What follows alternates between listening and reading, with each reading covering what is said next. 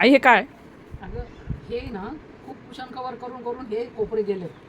जी अवस्था म्हणजे हे बघ. पूर्ण तर आता हे मी करते ठीक आहे, दुसरे केलं तर हे इथे साईज कमी जास्त होतील, हे असं करावं लागतं मला. हे इथलं गेलं नाही आपण हे आणूया हे लवकर आण ना करून. लवकर आणतो. येस ह्याचा हो हे सगळे फॉर्मॅट असतात आमचे आणि ह्याच्यावरनं आम्ही करतो आणि पुढचा. भरपूर झालेत ना हे टोप गेलेत करून. कुशन कवर बरेच झाले त्याच्यातनं बरोबर. मग नाहीतर मेजरमेंट चुकेल आहे बघ. येस लवकरात लवकर हा डन. लवकरात लवकर. येस ऑपरेशन टीम नक्की. कटिंगचं कसं होतं? कटिंगचं तर नव्हतं, आता तर छान टेबल मिळालेलं आहे, मोठं टेबल. मोठं टेबल, आणि कटिंग करायला खूप छान वाटतं.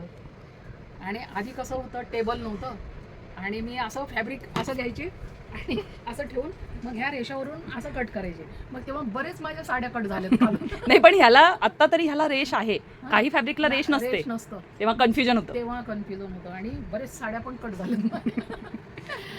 तू म्हणायचे नंतर घेऊ, मग एकदा झालं.